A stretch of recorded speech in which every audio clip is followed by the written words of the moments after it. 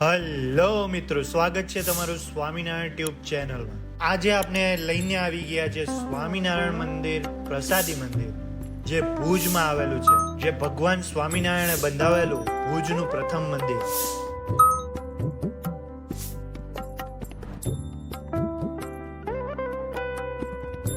અત્યારે તેને પ્રસાદી મંદિર કહેવામાં આવે છે। તો આજે તમને એમના દર્શન કરાવીશું। સૌ પ્રથમ તમે જોઈ રહ્યા છો બહાર મંદિરનો ગેટ છે। આ જૂના જમાનાનો ગેટ છે। ગેટની અંદર એન્ટર થતા જ ચારે બાજુ એકદમ જૂની હવેલી ટાઈપ સભા મંડપ દેખાઈ રહ્યો છે તમને।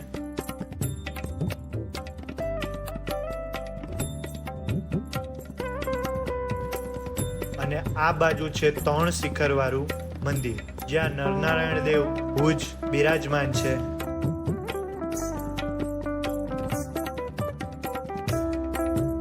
અને આ છે છત્રી, જે પ્રસાદીની છે। ગોપાળાનંદ સ્વામીએ પધરાવેલ હનુમાનજીની આ સ્મૃતિ અને પ્રસાદીનો ગંગાજળિયો કૂવો પ્રસાદીની જગ્યા છે, જ્યાં છત્રી બંધાવવામાં આવી છે। મંદિરના ચોકમાં જ છે, તમે જોઈ શકો છો। ખૂબ જ એકદમ કંઈક અલગ જગ્યાએ જ આપણે આવી ગયા હોય એવું લાગે છે। પછી અંદર એન્ટર થતા જ મંદિરમાં ડાબી બાજુ ગણપતિજી બિરાજમાન છે, તમે જોઈ શકો છો। અમદાવાદ મંદિરમાં જે ગણપતિની પ્રતિમા છે, મૂર્તિ છે, એ ટાઈપની જ અહીંયા પણ દેખાઈ રહી છે।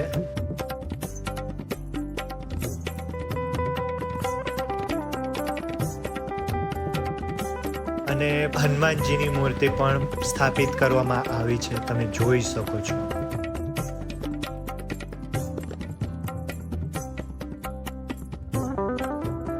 ઘનશ્યામ મહારાજ, રાધાકૃષ્ણ દેવની પ્રતિમા તમે જોઈ શકો છો।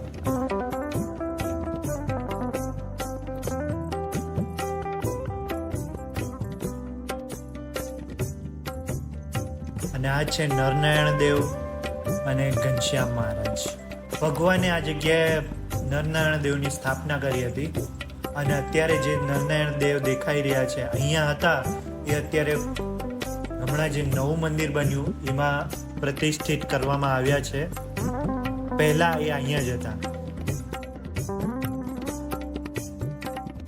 અને આ છે ઘનશ્યામ મહારાજ। 2001માં જ્યારે ભુજમાં ભૂકંપ આવ્યો ત્યારે આ મંદિર પડી જવાથી નવો મંદિર બનાવવાની જરૂરિયાત ઊભી થઈ, ત્યાર પછી ત્યાં નવું મંદિર બનાવ્યું અને એવી રીતે સ્થાપિત કરવામાં આવ્યું। અને મંદિરની પાછળ પ્રદક્ષિણા વિભાગમાં ભગવાન સ્વામિનારાયણની ભુજની અંદર જે પ્રસાદીની વસ્તુઓ છે એમનું પ્રદર્શન ગોઠવવામાં આવ્યું છે, તમે જોઈ શકો છો। અલગ અલગ ભગવાન સ્વામિનારાયણની મૂર્તિઓ, વાસણો, ગ્રંથો, જે ભગવાન સ્વામિનારાયણ સમયમાં ભગવાન સ્વામિનારાયણે જે વસ્તુઓ વાપરી હતી એ બધી પ્રસાદીની વસ્તુઓનું આ એક જગ્યાએ એકત્રીકરણ કરીને લોકોના દર્શનાર્થે મૂકવામાં આવ્યું છે। તો મિત્રો, આવાને આવે વિડીયો જોવા માટે સ્વામિનારાયણ ટ્યુબને સબસ્ક્રાઈબ કરી દેજો, અને વિડીયો સારો લાગે તો લાઈક અને શેર કરી દેજો, જેથી અમને વિડીયો બનાવવાનું પ્રોત્સાહન મળે।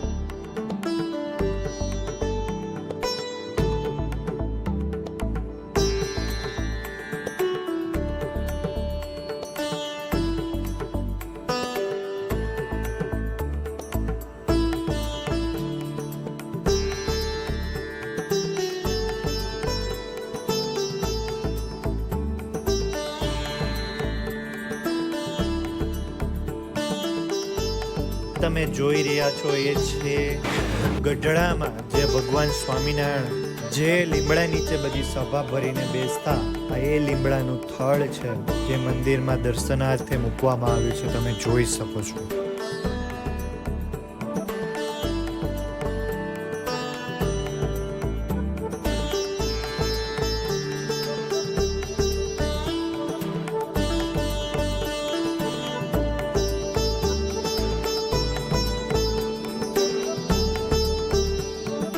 હવે તમે જોઈ રહ્યા છો સ્વામિનારાયણ મંદિર ભુજના સંતો હતા, એમના અલગ અલગ ફોટાઓ છે. સંતો અલગ અલગ દેશમાં વિચરણ કરતા ફોટા, બધા અલગ અલગ યાદી સ્વરૂપે આ ફોટા મૂકવામાં આવ્યા છે, તમે જોઈ શકો છો યાદગીરી રૂપે.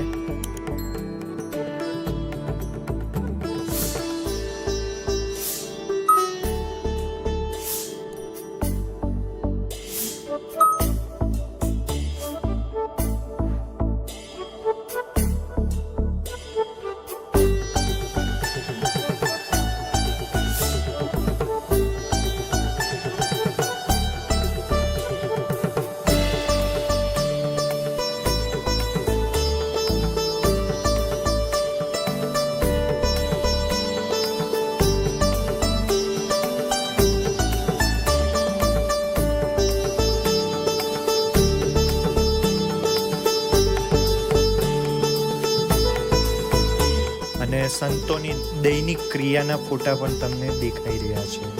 ખૂબ જ સરસ મંદિર બનાવવામાં આવ્યું છે.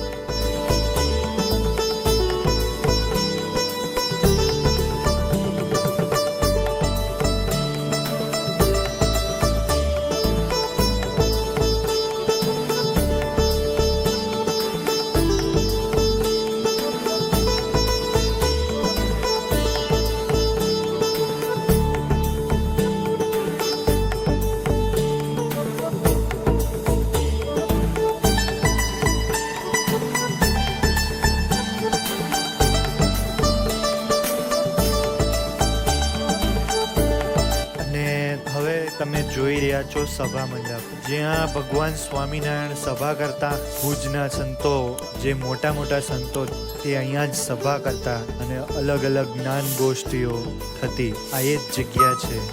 ખૂબ જ સરસ સભા મંડપ છે. તમે એક વખત જોવો એટલે તમને એમ લાગે કે હું 200 વર્ષ જૂની જગ્યાએ આવી ગયો છું. અને ખૂબ જ સરસ રીતે સંભાળ રાખવામાં આવી છે. જગ્યા છે જ્યાં સ્વામિનારાયણ ભગવાન સભા ભરીને બેસતા, તમે વાંચી શકો છો. ચરણાવીને પધરાવવામાં આવ્યા છે.